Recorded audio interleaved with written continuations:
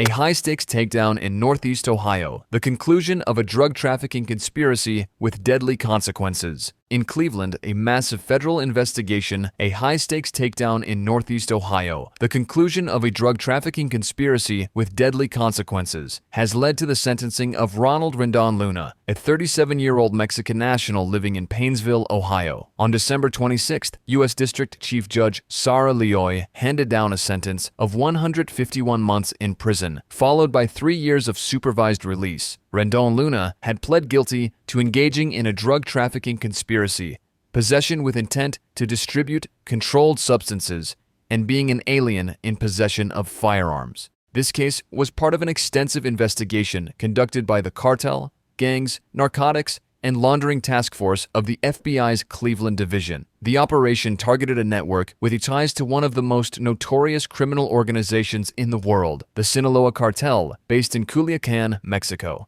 The conspiracy's leader, Nefer Ojeda-Elenes, and his associates, including Rendon-Luna, orchestrated the storage and distribution of illicit drugs across Ohio. From June 2022 to January 2023, they utilized residences in Cleveland and Painesville and 2 storage units in Cleveland and Middleburg Heights to store massive quantities of fentanyl and cocaine, along with the profits from their illegal trade. This case was part of yet an extensive investigation conducted by the Cartel, Gangs, Narcotics, and Laundering Task Force of the FBI's Cleveland Division. The operation targeted a network with ties to one of the most notorious criminal organizations in the world, the Sinaloa Cartel, based in Culiacan, Mexico. The conspiracy's leader, Nefer Ojeda-Elenes, and his associates, including Rendon-Luna, orchestrated the storage and distribution of illicit drugs across Ohio. From June 2022 to January 2023, they utilized residences in Cleveland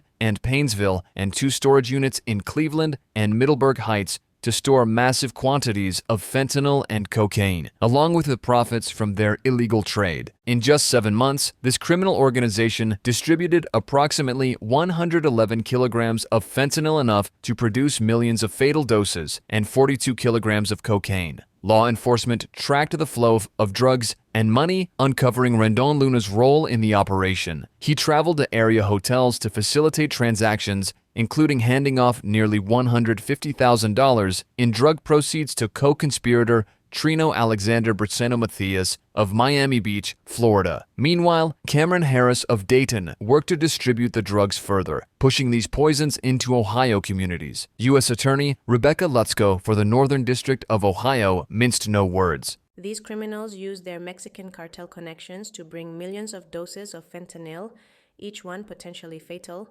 into our communities and distribute those poisons across our state.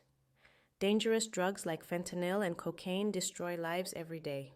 We will use every tool available to stop them from endangering our residents' lives and the safety of our neighborhoods. This is a stark reminder that although the landscape of America may change, some habits never die, and trapping ain't dead. Yeah, so this shit crazy, you know what I'm saying? Shout out to Cameron, you know what I mean? I used to get it in Ohio, on God. Man, them boys was out there trapping crazy, but the Fent, you already know. Feds ain't playing with that Fent, I ain't gonna lie. That's why so many trappers messing with the weed, you know what I'm saying? Because they ain't really gonna do nothing to you too bad about that right now, you know what I'm saying? But at the same time, shit, a sit down, you know what I'm saying? A stay is a stay, you know what I mean? Nigga really ain't trying to have to go do that, so, that's why I'm on this YouTube shit right now, you know what I mean? But don't get it twisted. Trapping ain't dead.